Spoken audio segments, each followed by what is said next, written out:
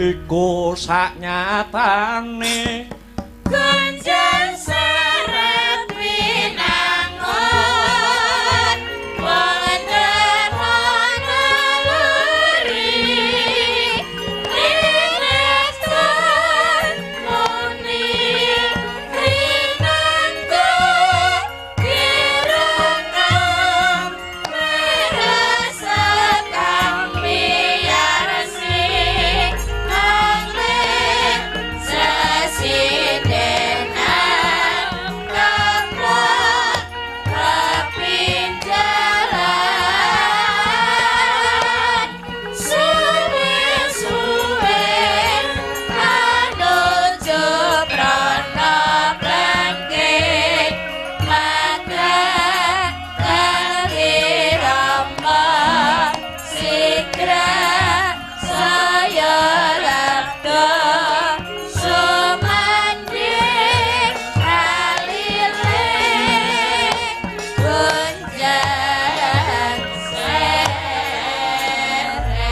ilahing sekaring bawana langgeng kakang Guna Resi Narada welut wisa banteng lareng kawula wonten punapi Adi Guru marmanipun paduka kakang kula piji mangayun awit wonten ingkang badhe kula suwunaken pirsa babakan kahanan ingkang hanimbrung wonten kayangan Jonggiri Sailaka ing dinten sakmangke kakang. Nun inggih Adi Guru, kang ora namung sumedya ngangkulungaken jangga hanilingaken karna sumedya rementas sabda-sabdanipun pangwasa tunggal kayangan Suralaya kakang.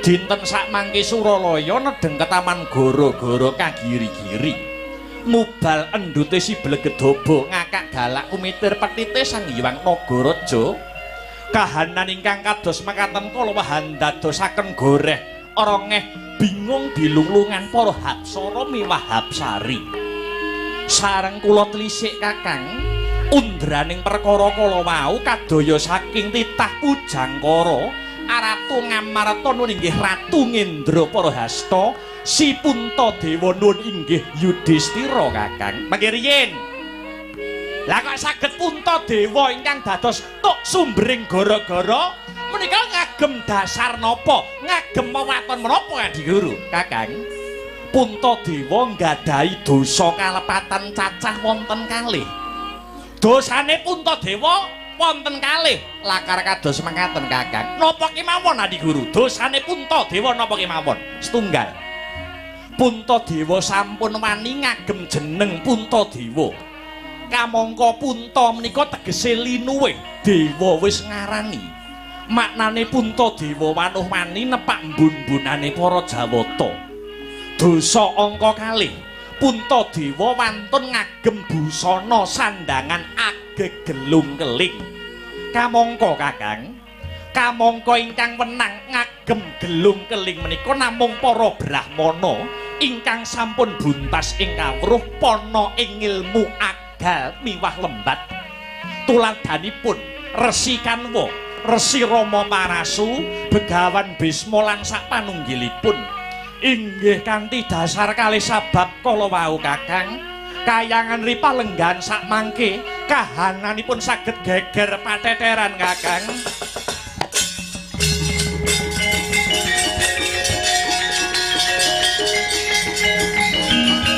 jagat dewa batara jagat pangestu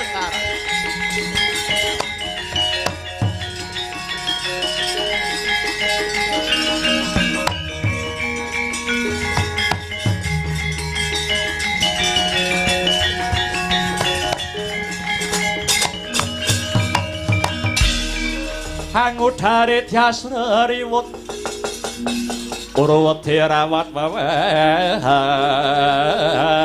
hati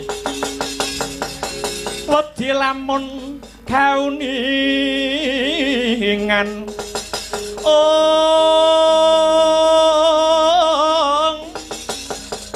mring sang ambek ngumalah hati tanwandi pinarti bloko kajorenan kang hambejuti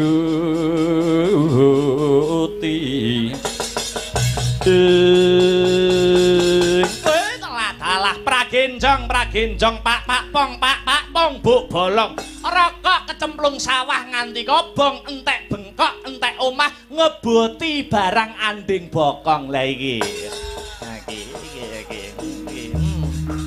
gegeret ternyata Puntadewa Kakang. Oh nggih. Puntadewa Ratu Ngamarta niku to? Nggih, lakar kasinggihan Kakang we. Dosane Puntadewa wonten kalih. Setunggal ngagem jeneng Puntadewa. Punta niku linuwih dewa wis ngarani. Puntadewa tegese wani ngembari panguwasaning para dewa. Angka kalih dosane Puntadewa ngagem gelung keling. Kamangka gelung keling niku sing menang ngagem nuwun inggih para brahmana ingkang sampun buntas kawruhipun. Oh nggih. Dados kanthi dasar kalih sabab kala wau ingkang dados dosa kang sarta kalepetanipun titah pujangkara pun Puntadewa. Lajeng kersanipun Adi Guru kadosa pundi? Kakang. Sakmenika Kakang Narada kula aturi tumedhak wonten Madyapada tumuju wonten ing negara Ngamarta. Mrepeki ungyaning Puntadewa. Puntadewa kinen ngadhep mring panjenenganing sun.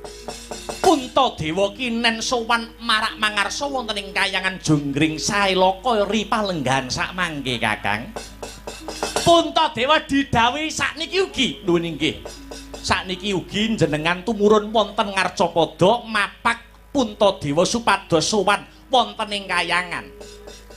Dados kula ken medhun sakniki nuwun inggih. Seragame mboten usah seragaman Kakang.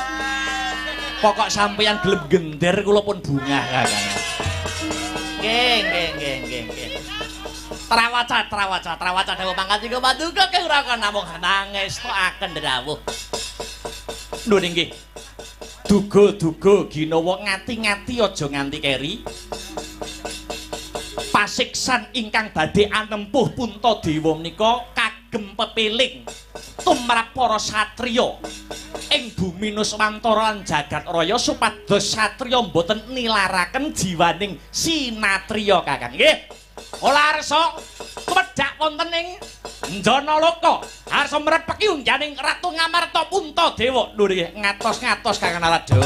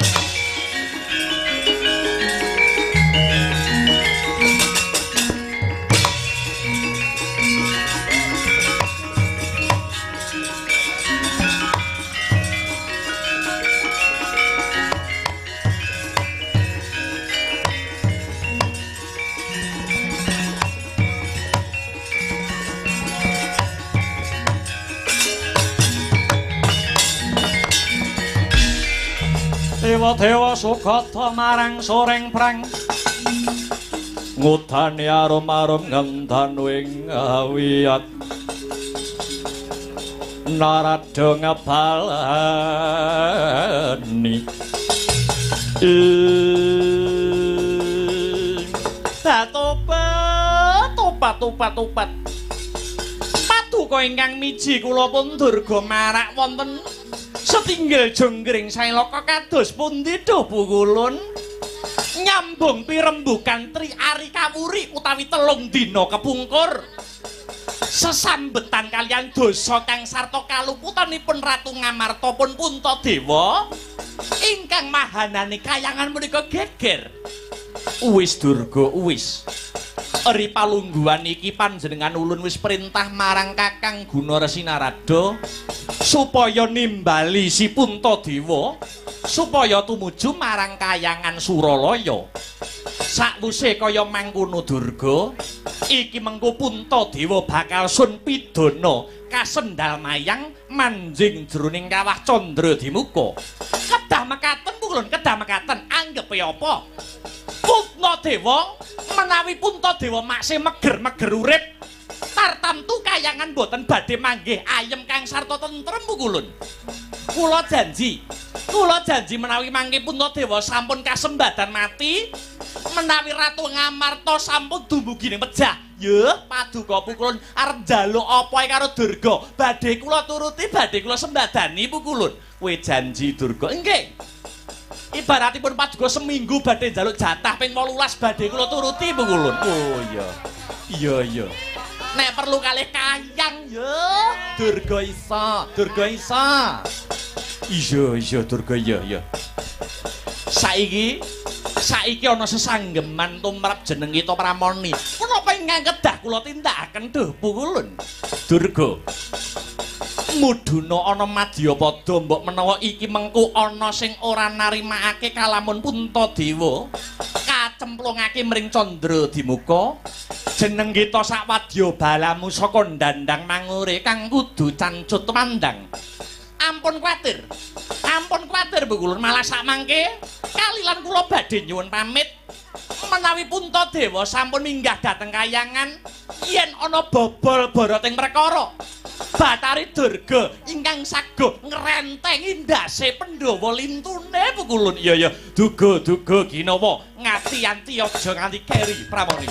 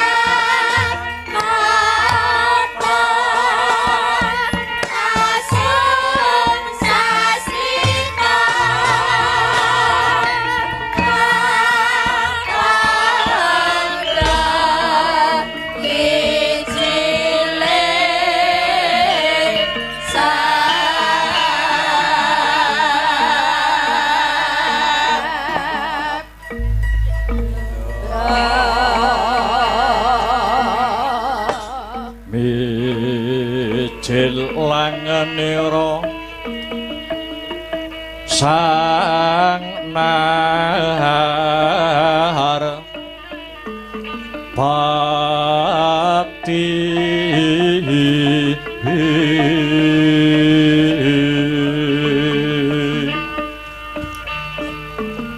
lampah hira alon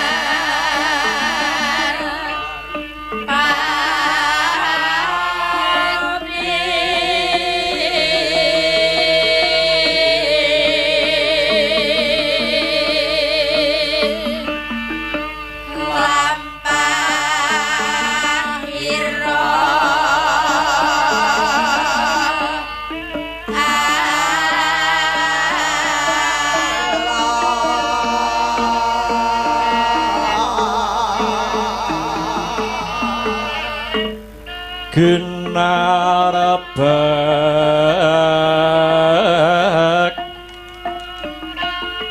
badaya yuwarna nira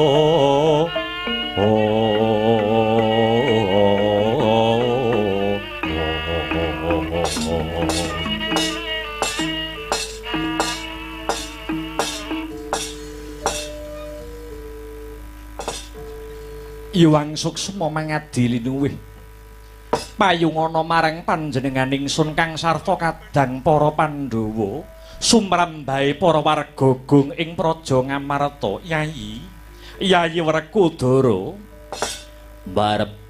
mbarep kakangku ana dawuhmu apa? Sawetara wis Sabta ari tegese wis 7 dina nganti tekan ing ripalungguhan iki. Aku lan kabeh para kadang Pandhawa kok kanthi mapan ana sanggar pamujan Praja Ngamarta. Saperlu nindakake olah puja, olah brata ewadene Yayi. Ewadene nganti tekan dina sakmengko pun Kakang durung mangerteni apa to kang dadi karepe Siyadi Werkudara. Yayi, gandeng sakmengko ana wahyaning mangsa kala padha jogar anggone meladi hening,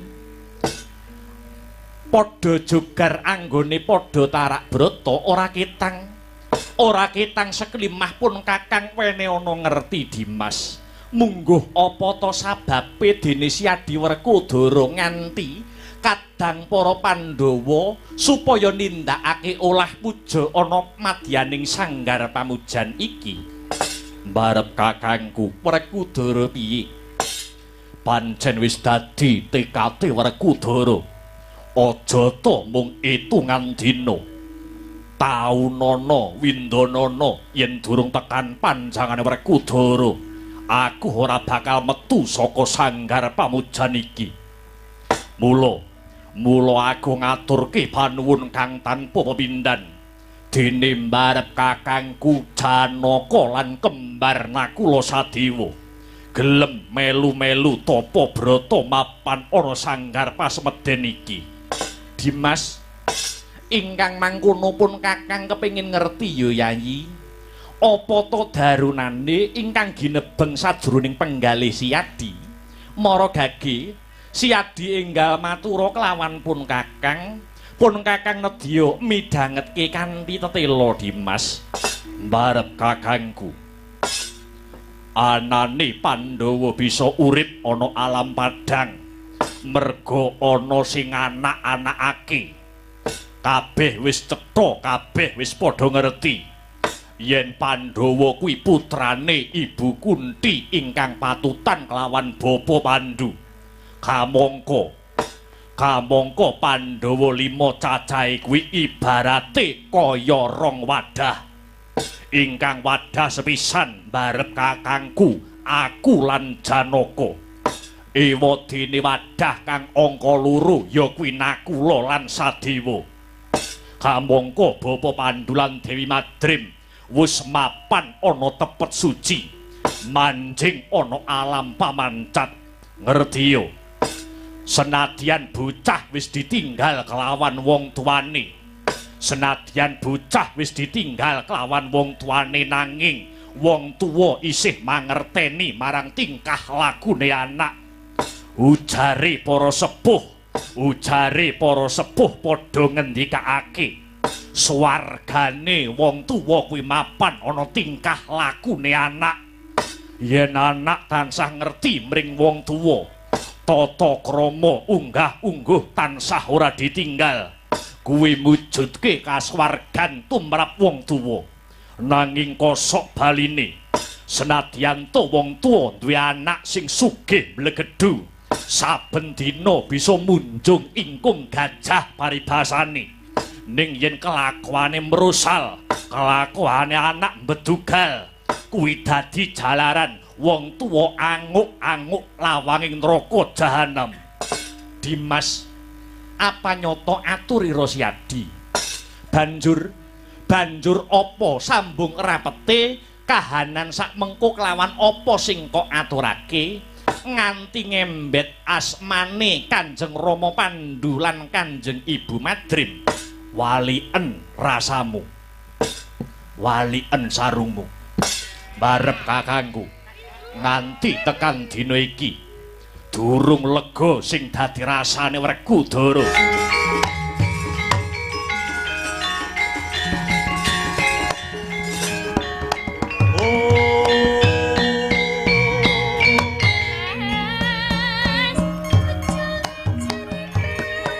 Caritaning satriya linuwih kang marepti mring kaupaman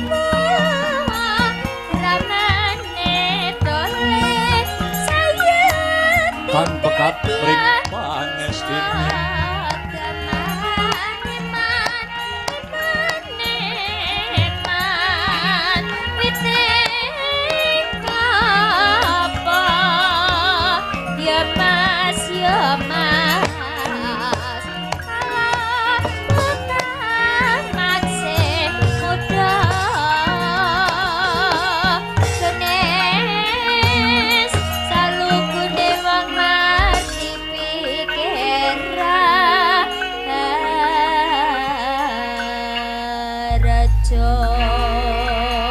Lugun laguning bekas lo kita lino tinggi tung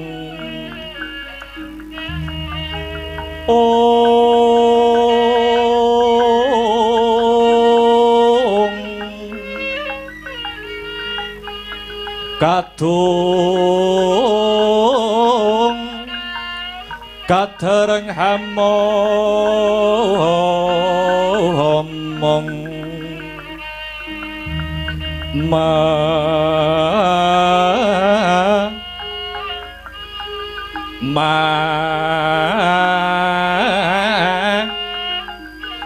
ngun manah rahayu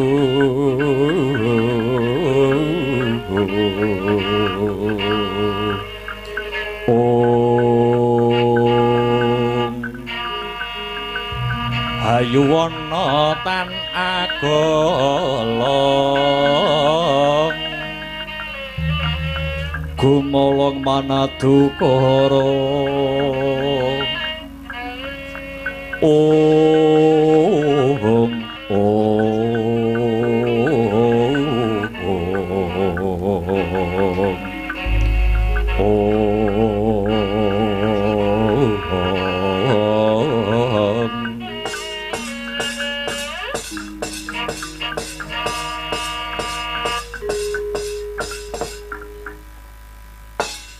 nyuwun pangapunten Bu Kulun handadosaken kejot raos ing manah kula paduka Pukulun Bathara Narada ingkang tumedhak wonten Sanggar Palanggatan negari Ngamarta Bu Kulun kula ngaturaken sembah pangabekti prakinjong Pak Pong Bu Bolong Puntadewa iya wis ulun tampa Puntadewa ora liwat pangestu ulun mara diage ditampa kula bocah bagus Puntadewa. Lho nggih. Kula tampi mugi saged andayani kasantosan. Handadosaken kagiat sajroning penggalih dene paduka ingkang tumedhak wonten Sanggar Palanggatan negari Ngamarta. Menapa badhe paring pidana dhateng kang wayah pun Puntadewa. Upami makaten sumangga kula aturi paring dawuh kawula mboten badhe selak nanging menawi paduka Pukulun badhe paring ganjaran lajeng labuh menapa ingkang sampun kula tindakaken Bu Kulun. Ya Puntadewa ya. Sejatine prapta ulun ana ing Sanggar Pasemeden suci iki merga nampa dawuh saka Hyang Pramesti Guru kang nalika samana ngawuningani para Pandhawa kang nindakake yoga brata mapan ana Sanggar Pamujan. Tumuli nuding marang panjenengan ulun supaya tedhak ana Sanggar Palanggatan ingkang wigati merapeki marang jeneng kita Puntadewa. Mekaten Bu Kulun. Ya, kejaba saka iku kula ulun kepengin mangerteni apa to kang dadi niate para Pandhawa kok nganti nindakake tapa brata mapan ana kene. Bu Kulun, menapa mboten langkung prayogi menawi paduka Pukulun ingkang kepareng hamedhar pangandikan langkung rumiyin andhawuhaken menapa ingkang dados perintahipun Pukulun Manikmaya. Halah ya ditakoni durung wangsulan malah ganti takon ya ora dadi baya pangapa Puntadewa ulun bakal walaka apa to darunane ulun tumedhak ana Sanggar Pamujan iki krana ulun diperintah kelawan Hyang Pramesti Guru saben jeneng kita Puntadewa katimbalan maraksun marang Kahyangan Suralaya dina iki uga bareng kelawan saklaku ulun. Mekaten Bu Kulun. Iya Gusti Narada kakekku. Werkudara piye bocah ganteng? Perkara mbarep kakangku arep kok timbali ana Kahyangan sakarepmu. Yen to pancen mbarep gelem ning aku njaluk katerangan sing gumathok. Katerangan bab apa? Bathara Guru ngutus kakek Narada supaya mbarep kakangku munggah ana Kahyangan. Iya, saiki aku takon apa? Apa wigatine mbarep kakangku nganti diutus munggah ana Kahyangan? Werkudara, piye?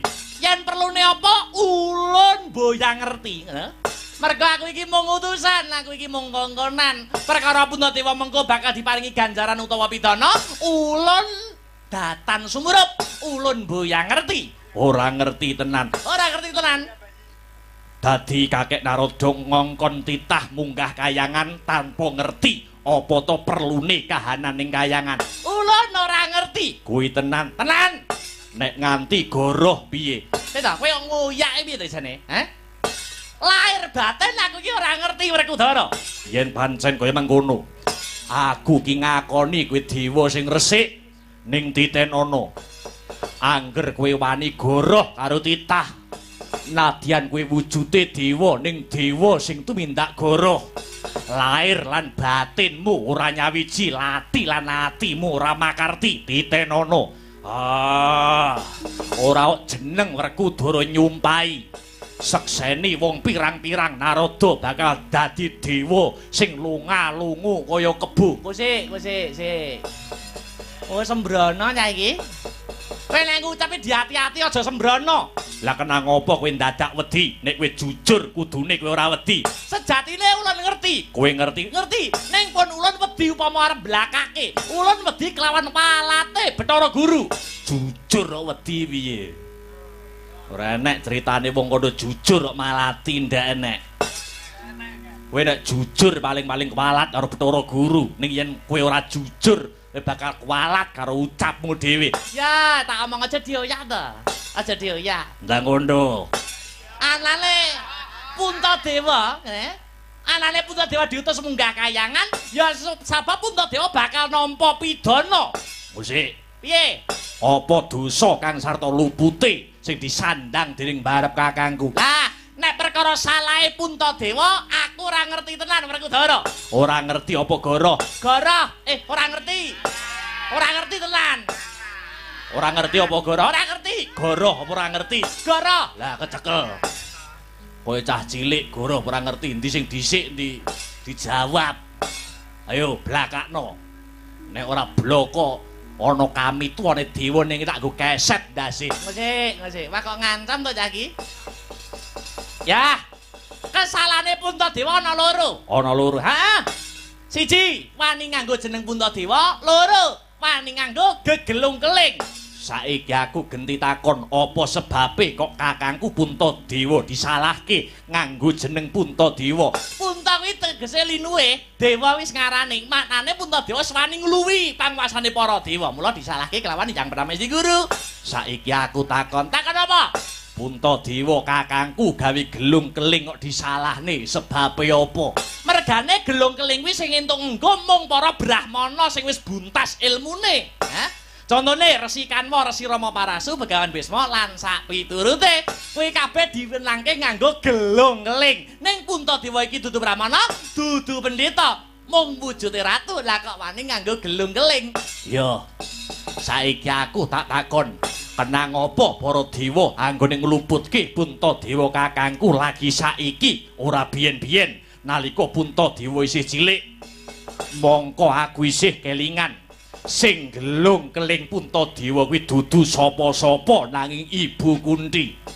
Tegese Puntadewa kakangku nggone nganggo gelung keling wis wiwit bocah. Kenang apa kok lagi disalahke dina iki dewa biyen-biyene woh apa? Tur maneh Puntadewa nganggo jeneng Puntadewa iki sing maringi ya Bapa Pandhu lan Ibu Kunthi. Kenang apa leh ngluputke lagi saiki ora biyen-biyen. Biyen-biyen dewa do ewuh apa? Ayo mbuh. Ulun ra ngerti.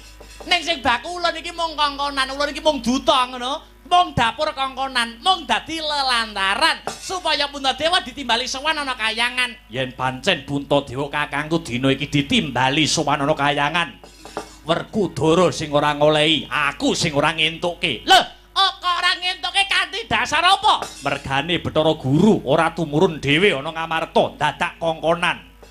Kudune nek Bathara Guru arep nyalahke Puntadewa, kudune wani teka dhewe. Ora usah ngangge kongkonan. Bocah iki piye to iki? Bocah iki piye? Aku ki dibayar karo Bathara Guru ya dikongkan-kongkon rono ngalor kidul ya kudu gelem. Supaya adil, gandeng Bathara Guru yen nimbali sarana wakil. Mula Puntadewa ora usah budal ning kayangan. Loh, kok ora budal? Sing budal wakile. Sing makili aku. Sing makili Puntadewa Werkudara. Mboten ngemungaken Kakang Mas Werkudara. Kula pun Janaka inggih saged dados wakil. Kula inggih saged dados wakil Bu Kulun. Kula inggih saged dados wakil Bu Kulun.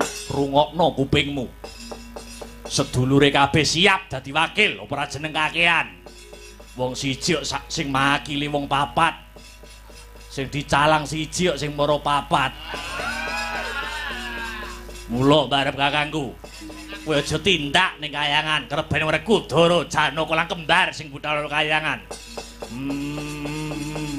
Yen ana perkarane barep kakangku, aku Janaka kembar sing bakal nanggung. Aku iki ngerti ya jan aku wis tanggap. Aku ngerti niatmu Werkudara. Merga Puntadewa ki wonge ora duwe omong. Nah, iki mengko yen sing munggah kowe apa wae sing dadi pandangane Hyang Pramesti Guru, mesti bakale kowe sing ngarep wangsulan. Nyau ora? Iki urusanku dudu urusanmu. Kanthi pancatan aku munggah kayangan siji dadi wakile Puntadewa, loro kabeh gegayuhanku bakal kasembadan. Aku wakil, aku ya wakil. Wakil ki awak karo sikil.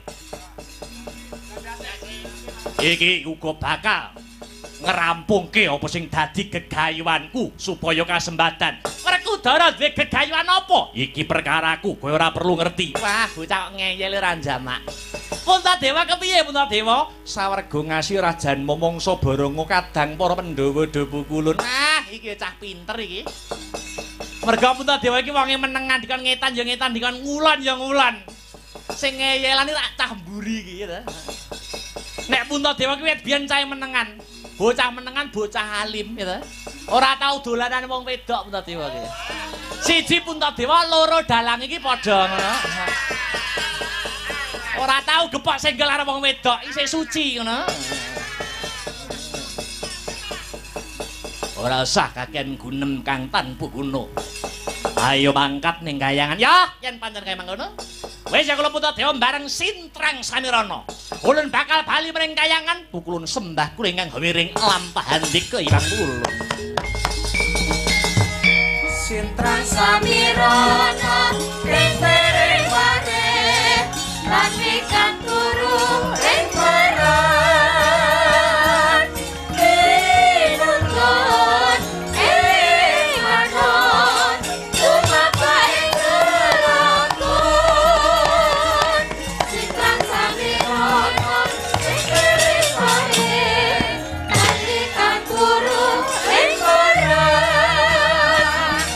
dinuntun ing manon tumapaing kelakon. Sintrang Samirana ing bareng wareh lan ikan turu ing baran dinuntun ing manon tumapaing kelakon.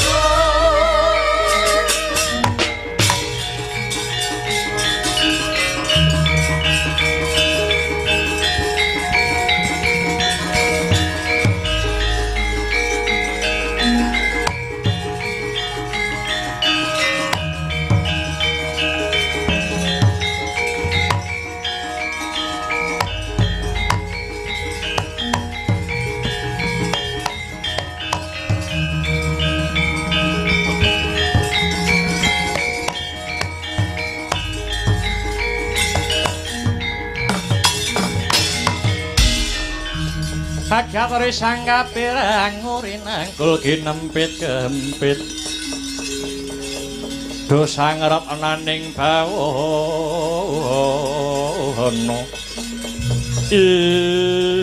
Lah ing kono ta wau. Minggah aning kayangan Raden Bimasena Radyan Janaka dalah kembar sesarengan kalian Kaneka putra. Awit dados wakile sang pambayun nata ing Ngamarta Prabu Puntadewa kocap ing pagedhongan Dewi Kunti tali brata wis mirengaken wasing pirembagan para Pandhawa dalah Bathara Narada dupi pirsa para Pandhawa binanjut ing Dewa kayangan ya krekat Dewi Kunti hamrepek ing putra Prabu Puntadewa kalian tawang-tawang tangis. Oh.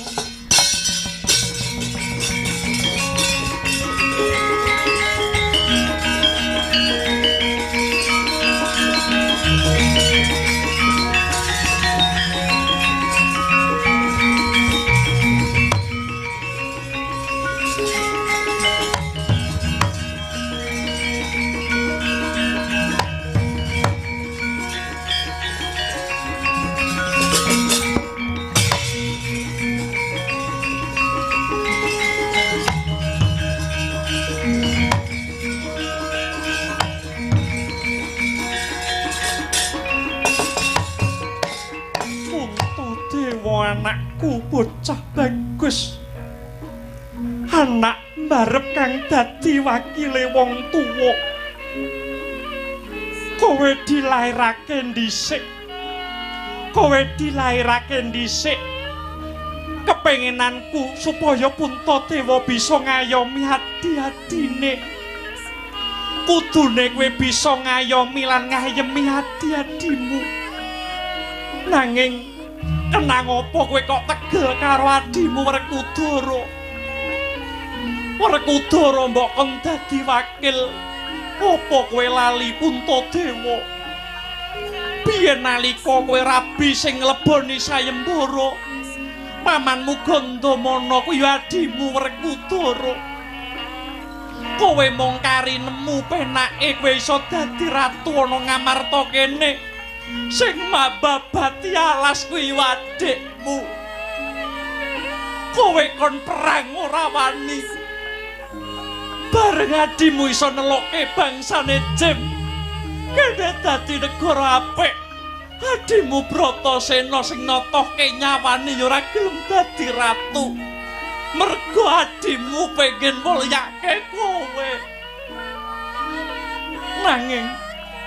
Nanging kowe ngemut kula krasa legi mbok untal sak lodonge. Kowe melek gendong lali Puntadewa. Sing nandhang dosa karo dewa kuwi kowe dudu Werkudara. Nanging yo kene malah adimu si Werkudara dicemplungke kawah Candradimuka. Kowe ning kene isih mangan enak, turu kepenak kembul Raja Brana, adikmu mati. Kebacot kowe Puntadewa.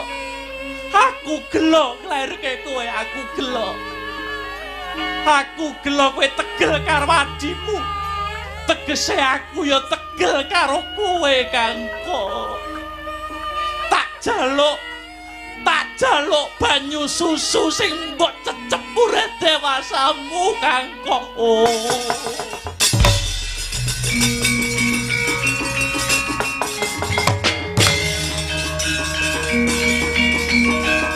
Kok banget kowe Puntadewa.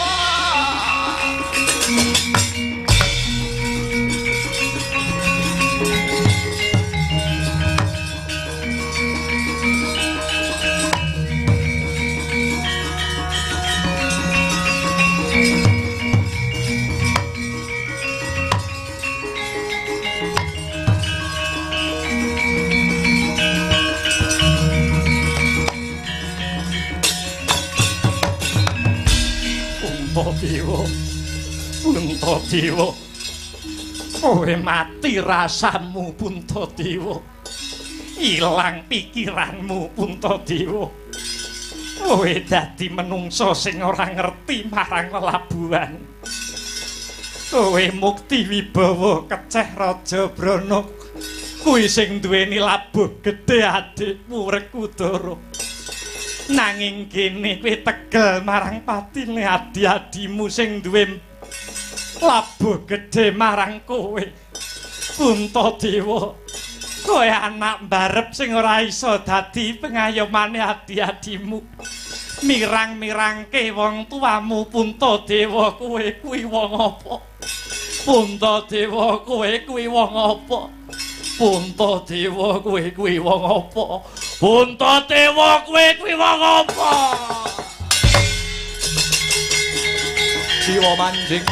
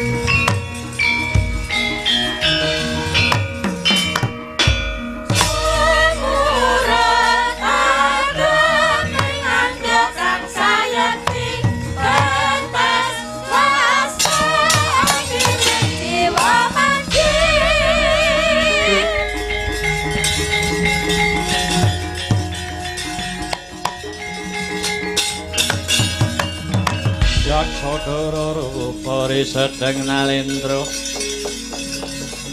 yaksa alaku kang malwaya ingkang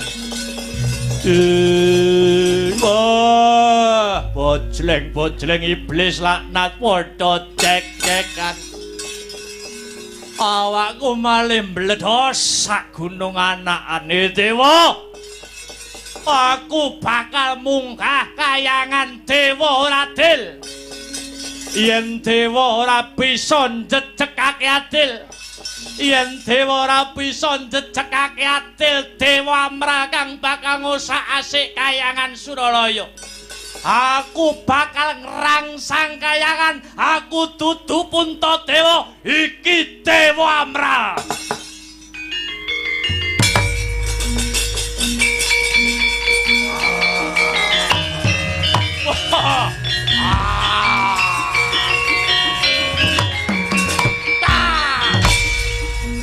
Tandangan raja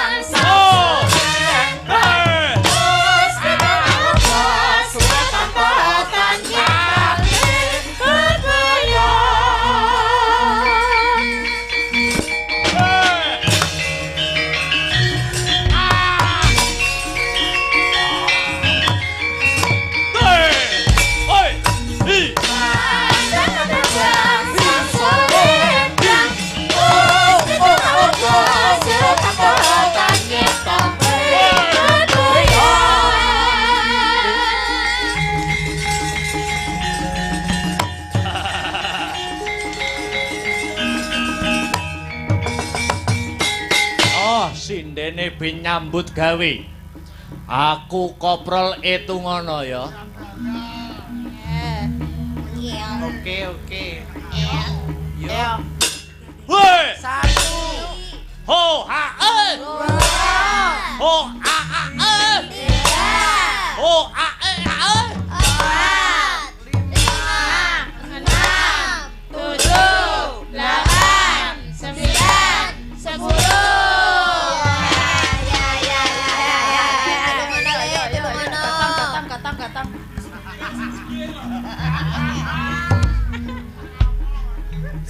10 golek pasaran.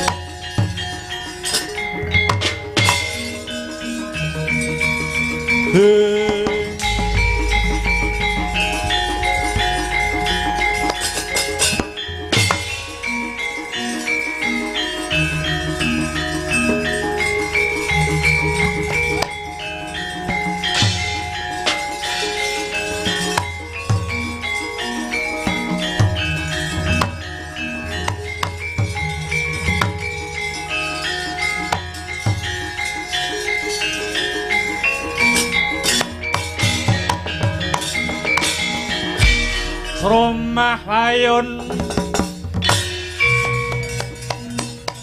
Sang Yaksendra Kura rupa Mangesas kati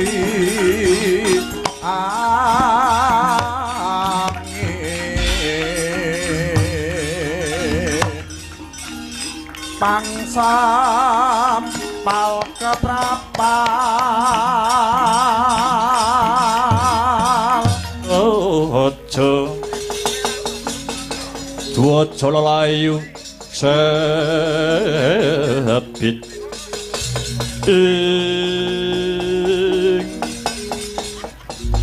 punika sinuwuning Mandura Prabu Baladewa ingkang medal saking kedhaton Ngamarta sembah pangabekti kula katur sinuwun Kang Putra Jangkar Bumi ngaturaken sembah pangabekti kunjuk wa Prabu Balarama semanten ugi kula Kanjeng wa Satria Pringgondani kula pun Gatotkaca cumadong dawuh bekti ku katur ya Pakde Bule aku Antasena ngaturke bekti marang Pakde Baladewa ya Anoman lan ponakan-ponakanku bocah bagus, bocah gagah.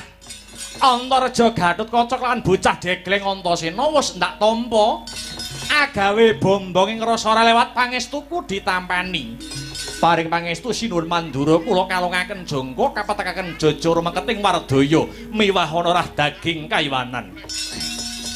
Ya, wis tak tampa Pakde Kosik. Njanur Gunung Kadingaran Pakde Mandura miyasa kok kedaton Ngamarta.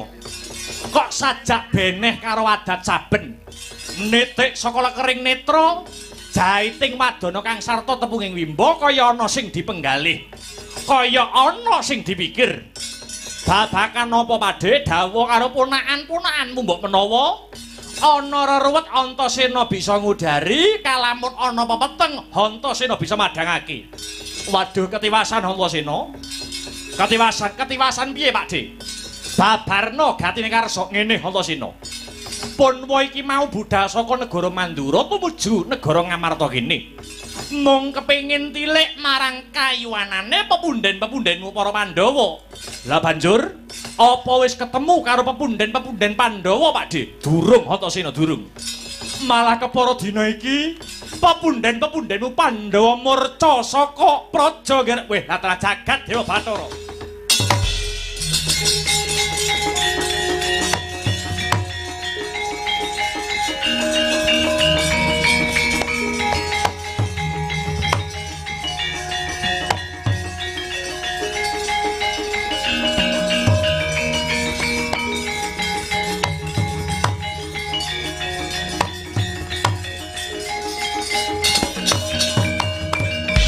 Agaware sang kapirang urinang kul ginempet kempet dosang retnaning bawana.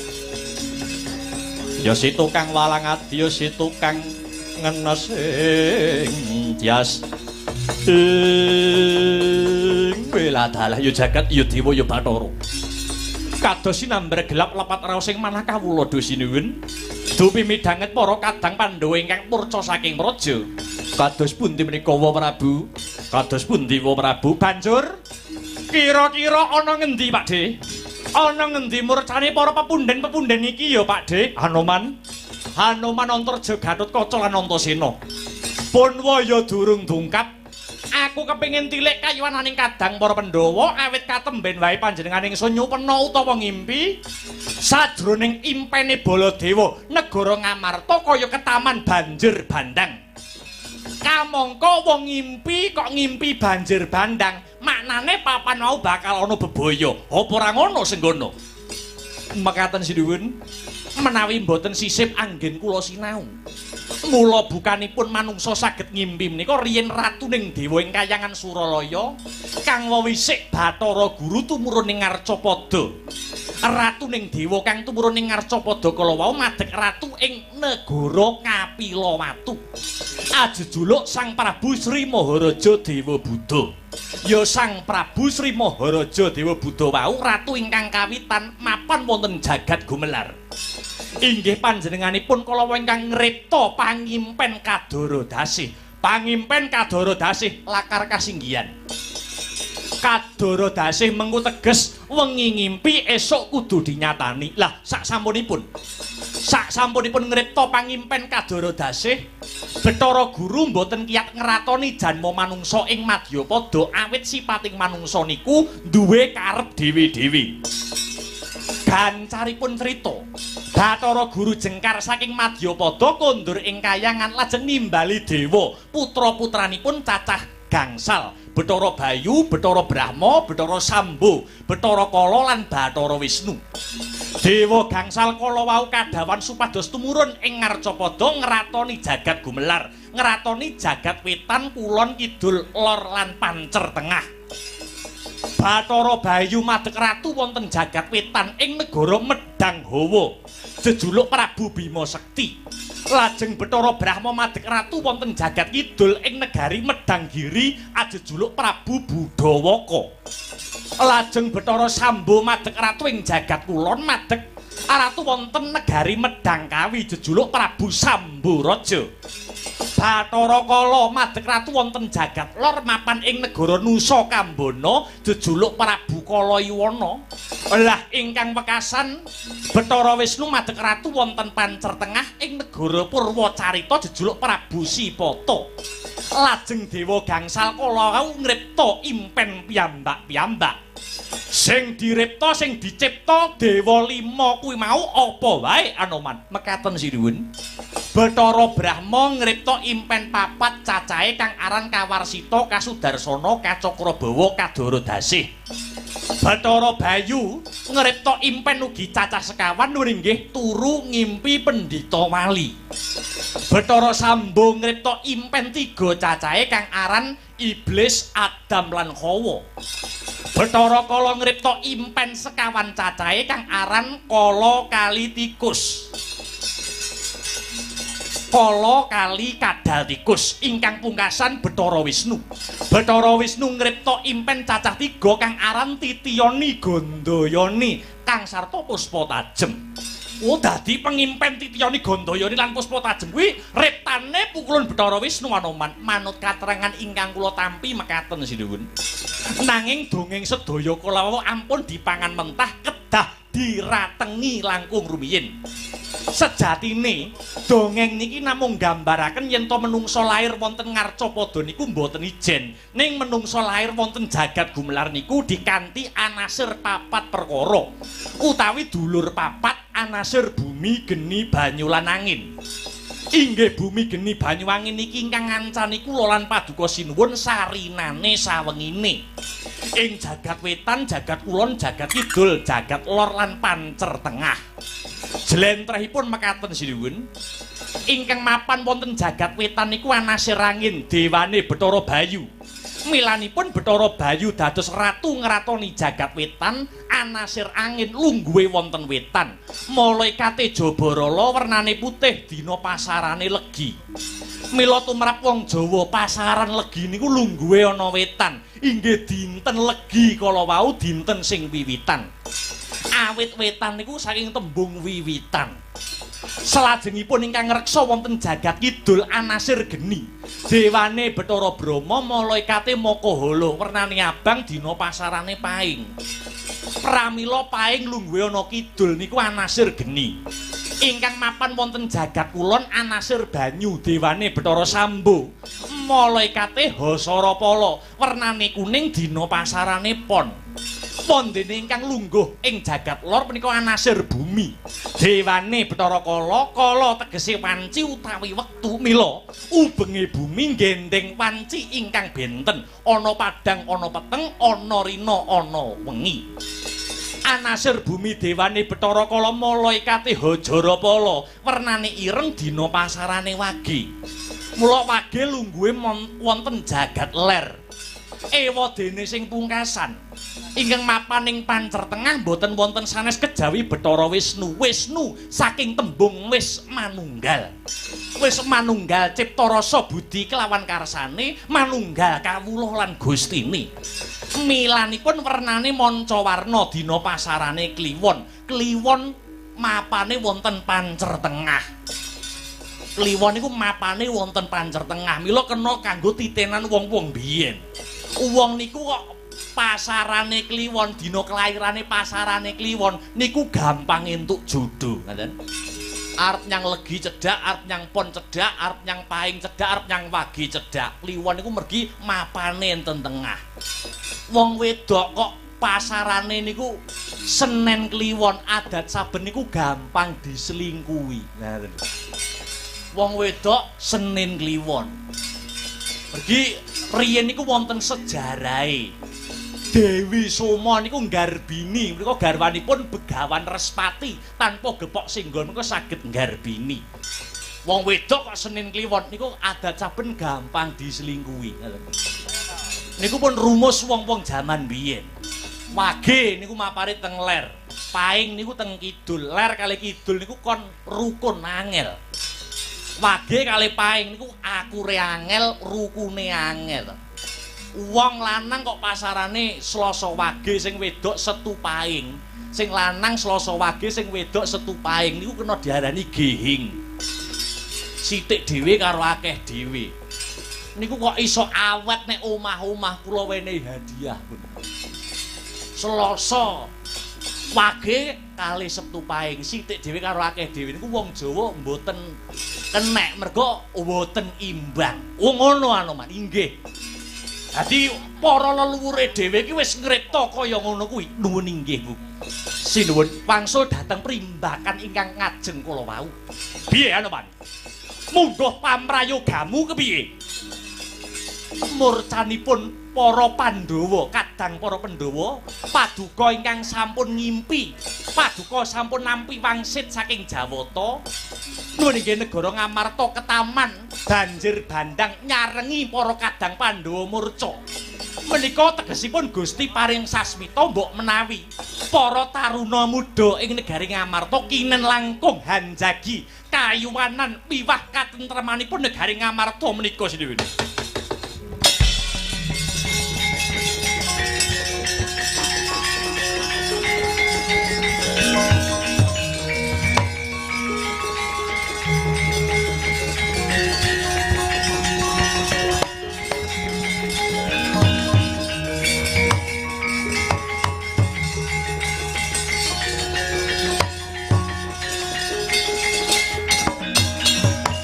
Ya bener Anoman. Mula ayo padha dijaga katentremaning praja Ngamarta iki. Antarja Gatotkaca Antasena dadi bocah namaja nganti duweni pitakonan negara. Wis menehi apa marang kowe nanging pitakonane diwalik, kowe wis labuh apa marang negaramu? Ngestaken dawuh Prabu, ngestaken dawuh Prabu. Ya ngestoke dawuhmu, Pak Bulik ya. Muga-muga antuk pangasih saka Gusti Kang Maha Asih. Ayo ilange para Pandhawa, murcane para Pandhawa direksa bebarengan. Sapa wae wani ganggu gawe katentremaning praja Ngamarta kudu enggal disingkirake. Umre kang bala lumares budaleng madya pusma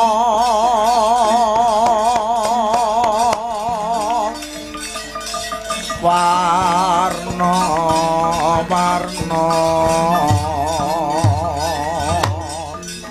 busanane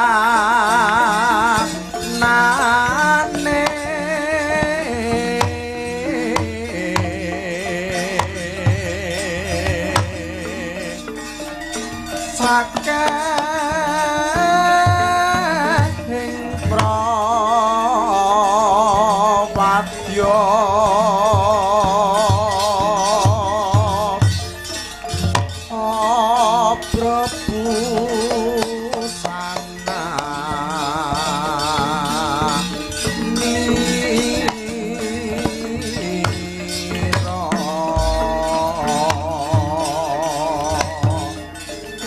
warane rame kumuro pindo ombak ing samudra.